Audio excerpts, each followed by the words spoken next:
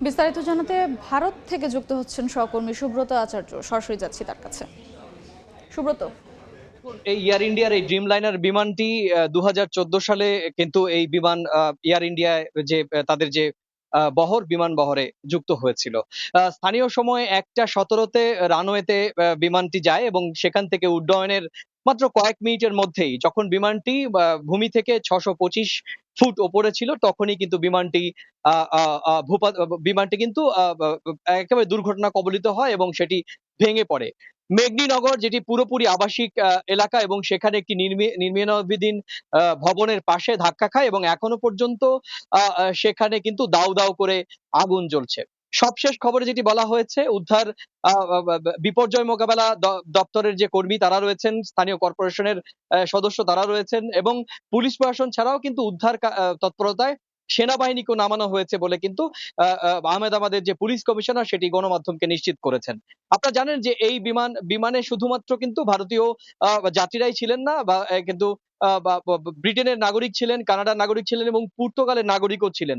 সবচেয়ে আ আ আ দুর্ভাগ্যজনক বিষয় হচ্ছে যে এখনো পর্যন্ত কিন্তু আমরা জানি যে এ বা প আ গুজরাটের দুবারের মুখ্যমন্ত্রী কিন্তু মুখ্যমন্ত্রী বিজয় রূপানী সে যাত্রী তালিকায় কিন্তু তারও নাম পাওয়া গিয়েছে। আপনারা জানেন এখনো পর্যন্ত ৪০ টি মৃতদেহ উদ্ধার করা হয়েছে। সব মিলিয়ে ২৪২ জন আ আ বা সেখানে ছিলেন এবং ১২ জন ২ জন ড্রাইভার ২ জন বিমান চালক এবং ১০ জন ক্রু ছাড়াও কিন্তু ২৩০ জন যাত্রী ছিলেন এবং এখানে সব মিলিয়ে ৫৯ জন বিদেশি নাগরিক ছিলেন আর সবাই কিন্তু বাকি ভারতীয় নাগরিক যে ছিলেন। এখনো পর্যন্ত ৪০ জনের মৃতদেহ উদ্ধার করা হয়েছে এবং সেখান থেকে কিন্তু এখনো পর্যন্ত আহতদের উদ্ধার করার কোনো খবর নেই। স্থানীয় প্রশাসন বা কেন্দ্রীয় সরকারের পক্ষ থেকে আ সব ধরনের সহযোগিতা সেখানে আ বা করা হবে এবং ইতিমধ্যেই কেন্দ্রের যে স্বরাষ্ট্রমন্ত্রী ঘটনাস্থল গুজরাটের উদ্দেশ্যে রওনা দিয়েছেন।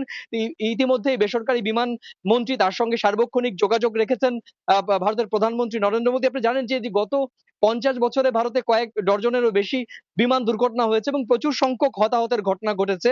তবে যতগুলো বড় বিমান দুর্ঘটনা ঘটেছে তার মধ্যে কিন্তু এই গুজরাটের রাজধানী আহমেদাবাদের এই বিমান দুর্ঘটনাকে অন্যতম বড় দুর্ঘটনা বলে মনে করা হয়েছে। এখন আ প্রশ্ন আসছে যে এই বিমান চালক সবশেষ এয়ার ট্রাফিক কন্ট্রোলের কাছে মেডে শব্দটি উচ্চারণ করেছিলেন এবং এয়ার ট্রাফিক কন্ট্রোল থেকে সবশেষ ১টা ৩৮ মিনিট পর্যন্ত সংযোগ ছিল এবং তারপর বিচ্ছিন্ন হয়ে যায়।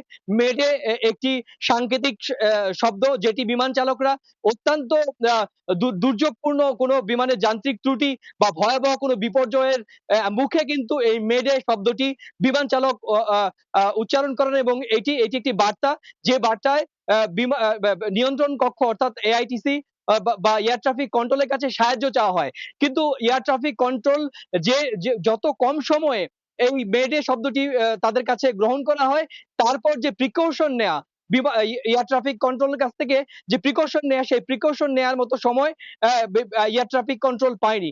আর আর বিমা বি বিমানটির দু দুর্ঘ হতাহতের ঘটনা কিংবা দুর্ঘটনা আরো ভয়াবহতা হওয়ার কারণ আপাতত ইয়ার ইয়ার আ যারা এই এভিয়েশন দুর্ঘটনা বিশেষজ্ঞ তারা বলছেন যে বিমানটি উড্ডয়নের মাত্র ৬২৫ ফুট উঁচু থেকেই ভেঙে পড়ে এবং সে কারণেই কিন্তু হতাহতের সংখ্যা অনেক বেশি হবে এটাই কিন্তু আশঙ্কা করা হচ্ছে।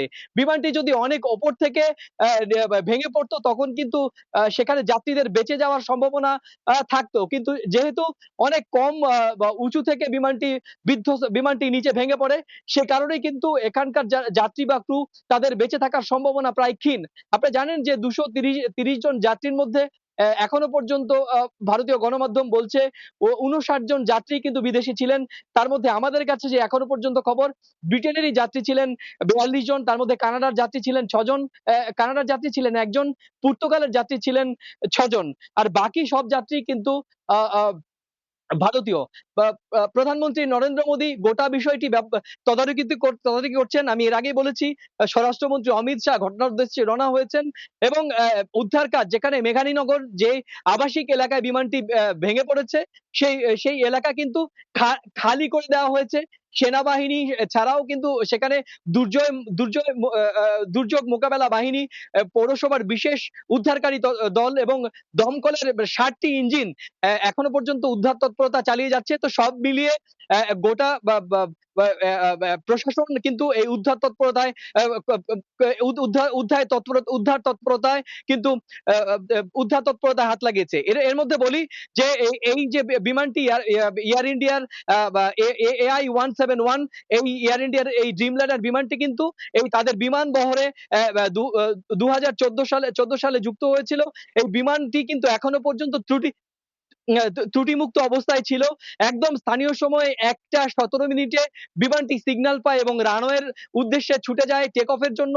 বিমানটি একেবারে টেক অফ করে তখন স্থানীয় সময় ১টা ১৭ মিনিট এবং ১টা ১৭ থেকে ১টা ৩৮ এর মধ্যেই কিন্তু বিমানটির চালকের সঙ্গে কিন্তু এআইটি বা অর্থাৎ এয়ার ট্রাফিক কন্ট্রোলের সঙ্গে যোগাযোগ বিচ্ছিন্ন হয়ে যায়। আমি আগেই বলেছি দর্শকদের যে বিমান চালক, অভিজ্ঞ চালক যিনি কিন্তু প্রায় ৮,০০০ ঘন্টা বিমান চালানোর অভিজ্ঞতা রয়েছে এবং তার যে পাইলট আরোহী ছিলেন তিনিও কিন্তু ৬,০০০ ঘন্টা বিমান চালানোর মতো অভিজ্ঞতা রয়েছে। সুতরাং এই দুজন অভিজ্ঞ বিমান চালক এবং বিমান দুর্ঘটনার আগে মেডে শব্দটি উচ্চারণ করেন এবং মেডে শব্দটি উচ্চারণের পর যে এয়ার ট্রাফিক কন্ট্রোলের পক্ষ থেকে যে প্রিকশন নেয়া, অর্থাৎ দুর্ঘটনা ঘটার আগে যে এয়ার ট্রাফিক কন্ট্রোল যে প্রিকশন নেয়, যে কোনো যান্ত্রিক ত্রুটি রয়েছে কিনা সে বিষয়ে কিন্তু সময়ের ফ্রিকোয়েন্সি এত কম ছিল যে এয়ার ট্রাফিক কন্ট্রোলের পক্ষে আর রেসপন্স করার সুযোগ হয়নি এবং সে কারণেই কিন্তু এয়ার ট্রাফিক কন্ট্রোলের সঙ্গে যোগাযোগ বন্ধ হয়ে যায়। এখনো পর্যন্ত বিমানটি থেকে ব্ল্যাক বক্স উদ্ধার করা সম্ভব হয়নি এবং প্রকৃত বিমানের যান্ত্রিক ত্রুটি বা বিমানের অন্য কোনো ঘটনা অভ্যন্তরে হয়েছিল কিনা সেটি কিন্তু ব্ল্যাক বক্স থেকেই জানা যাবে। এবং বিমানের যে যাত্রী তালিকা, সেই যাত্রী তালিকায় কিন্তু আ আ গুজরাটের পরপর ২০১৬ এবং ২০২১ সালের আ আ মুখ্যমন্ত্রী তিনি কিন্তু এই বিমানের যাত্রী তালিকায় তার কিন্তু নাম দেখা গিয়েছে। সুতরাং এই মুহূর্তে তার দেহ বা তিনি আহত হয়েছেন কিনা সেটি নিশ্চিত না হলেও যে এই তালিকায় তার নাম রয়েছে এবং সেটি কিন্তু আ রাজ রাজ রাজনৈতিকভাবেও কিন্তু অনেক আ আ আ তাৎপর্যপূর্ণ। আপনারা জানেন যে এই বিমানটি যখন আ আ বা দুর্ঘটনা কবলিত হয় তখন মে ডে এই শব্দটি বিমান চালক আ এ এআইটির কাছে অর্থাৎ এয়ার ট্রাফিক কন্ট্রোলের কাছে বার্তা দেয় এবং এই মে ডে শব্দটি একটি সাংকেতিক শব্দ। সেই সংকেতের মাধ্যমে বিমান চালক আ আ এয়ার ট্রাফিক কন্ট্রোলের কাছে বার্তা দেয় যে আমার বিমানটি অত্যন্ত দুর্যোগপূর্ণ অবস্থায় রয়েছে বা ভয়াবহ বিমান দুর্ঘটনার কবলে পড়তে চলেছি। আপনারা উদ্ধার করুন বা আপনারা কোনো এখানে আমাদের উদ্ধার করুন বা বাঁচান। কিন্তু এয়ার ট্রাফিক কন্ট্রোল যেটা বলছে যে এই রেসপন্স করার সময় এত কম ছিল, অর্থাৎ আ আ আ ঠিক স্থানীয় সময় ১টা ৩৮ মিনিটে যখন এয়ার ট্রাফিক কন্ট্রোলের সঙ্গে বিমানের যোগাযোগ, সব ধরনের যোগাযোগ বন্ধ হয়ে যায় আ এবং আ আ বিমানের আ আ বিমানের যেখান থেকে বিমানটি ভেঙে পড়ে সেখানেও কিন্তু ভূ আ আ সা সাদা মাটি থেকে মাত্র ৬২৫ ফুট উঁচুতে। তো সব মিলিয়ে এই দুর্ঘটনা ভয়াবহ আকার বা এই দুর্ঘটনার ভয়াবহতা অন্য সাধারণ বিমান দুর্ঘটনা থেকে বেশি হবে। এমনটাই কিন্তু বিমান দুর্ঘটনা বিশেষজ্ঞ তারা কিন্তু বলছেন।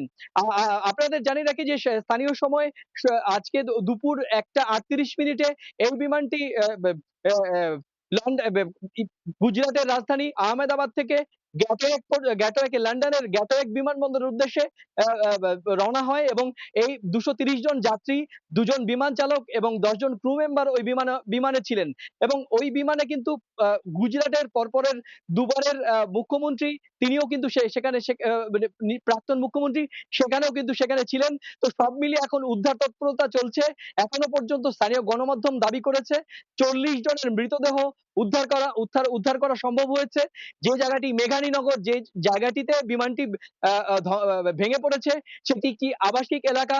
সেখানে বেশ কয়েকটি আবাসিক ভবন তৈরি হচ্ছিল এবং যেটি বিভিন্ন গণমাধ্যমে যেটি ভাইরাল হওয়া একটি ভিডিওতে দেখা যাচ্ছে যে ওই বিমানের ঠিক শেষ অংশ একটি নির্মীয়মান ভবনের ঠিক শেষ দিকে ধাক্কা খায় এবং তারপরে বিমানটি ভেঙে পড়ে এবং বিকট শব্দ হয়ে দাউ, দাউ করে আগুন জ্বলে ওঠে। যেহেতু ওইটি এটা মেঘানীনগর একটি আবাসিক এলাকা, সেই এলাকায় বিমান যাত্রী ক্রু ছাড়াও আবাসিক এলাকার কারোর মৃত্যু হয়েছে কিনা বা সেখানে প্রাণহানির ঘটনা কতটুকু ঘটেছে সেটি কিন্তু এখনো পরিষ্কার নয়।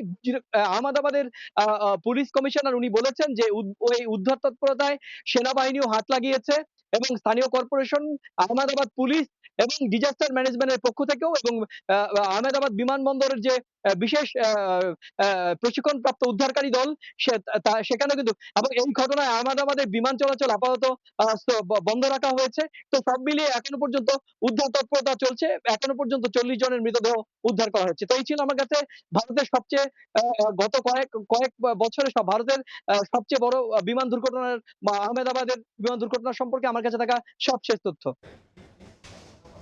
ভারত থেকে এয়ার ইন্ডিয়ার উড়োজাহাজ বিধ্বস্তের খবর জানাচ্ছিলেন সহকর্মী সুব্রত আচার্য।